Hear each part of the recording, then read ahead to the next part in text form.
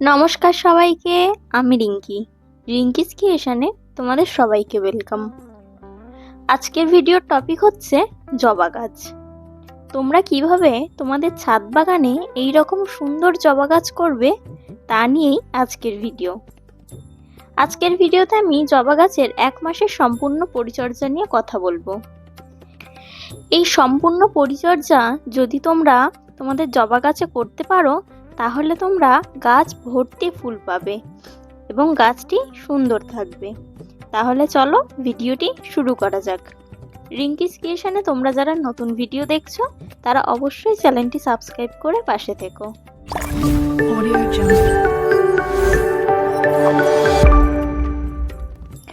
ছাদ বাগানে এইরকম রং বেরঙের জবা করতে চাও? তাহলে পরিচর্যার শুরুতেই গাছটিকে আমরা পোকামুক্ত করব। গাছে কোনো রকম পোকার উপদ্রব যেন না হয়, তার জন্য জবা গাছে আমরা খুব ভালো করে একটি পেস্টিসাইড ব্যবহার করব।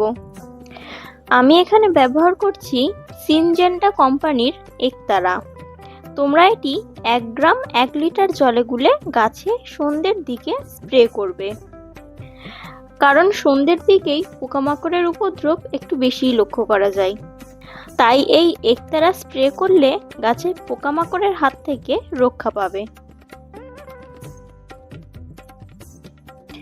এরপর আমরা গাছকে কি করে ছত্রাকের হাত থেকে রক্ষা করব তা জানব।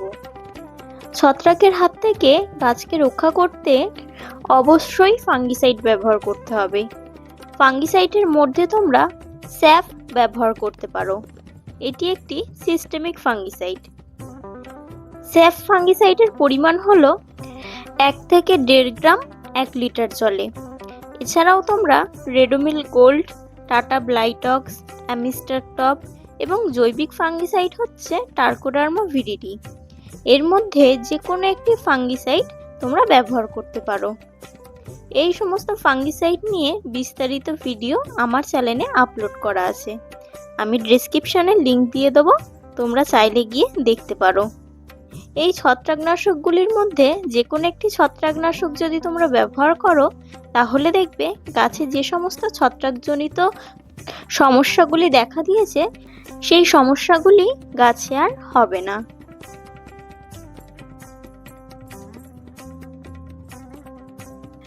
তাহলে গাছকে আমরা রোগমুক্ত এবং ছত্রাকমুক্ত করে ফেলেছি।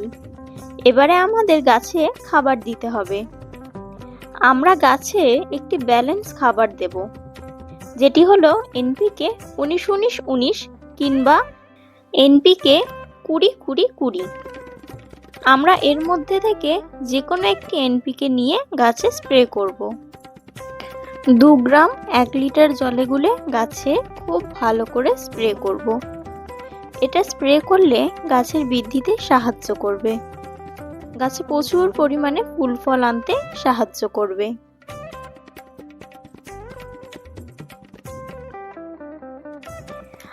গাছে এই সময় অনুখাদ্য দেওয়াটা অত্যন্ত প্রয়োজন।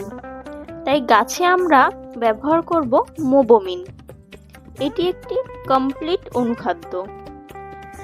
গাছে যে সমস্ত ম্যাক্রোনিউট্রিয়েন্টের দরকার এই মোবোমিনের মধ্যে তার সমস্ত কিছুই আছে। এটি আমাদের 1 থেকে 1.5 গ্রাম 1 লিটার জলে গুলে স্প্রে করব। জবা গাছের জন্য এই মোবোমিন কিন্তু বেস্ট। এরপরেই তোমরা ব্যবহার করতে পারো বায়োভিটা এক্স। এটি যেমন একটি পিজিআর তেমন এটি অনুখাদ্যের কাজও করে।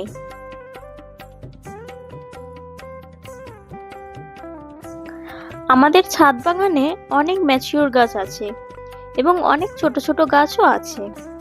ম্যাচিওর গাছের জন্য তোমরা ইফকো কোম্পানির এনপিকে 0050 ব্যবহার করতে পারো। এবং কোনো সদ্যজাত গাছ যদি তোমরা ছাদ বাগানে লাগিয়ে থাকো, যেমন আমার এই জবা গাছটি বয়স খুব বেশি নয়, আমি কিছুদিন আগে এই গাছটি আমার ছাদ বাগানে লাগিয়েছি। তো এই রকম সদ্যজাত গাছের জন্য আমরা ব্যবহার করব এনপিকে 13-0-45 এবং এর সঙ্গে আমরা ব্যবহার করব খোল পচা জল। এইভাবে যদি তোমরা স্টেপ বাই স্টেপ জবা গাছের পরিচর্যা করো তাহলে গাছ সুস্থ থাকবে এবং গাছে ফুল ভরে যাবে। তোমাদের কার কার ছাদ বাগানে ট্রপিক্যাল জবার কি কি ভ্যারাইটিস আছে আমাকে তা কমেন্ট করে অবশ্যই জানিও। এবং আমার ভিডিও যদি নতুন দেখে থাকো তাহলে চ্যানেলটি সাবস্ক্রাইব করে পাশে থেকো। ছাদ বাগান রিলেটেড যদি কোনো প্রশ্ন থেকে থাকে তাহলে আমাকে নির্দ্বিধায় কমেন্ট করতে পারো। আমি চেষ্টা করব তোমাদের সমস্ত প্রশ্নের উত্তর দেওয়ার। আজ আসি, পরবর্তী ভিডিওতে আবার দেখা হবে। সবাই সুস্থ থেকো, ভালো থেকো, সাবধানে থেকো।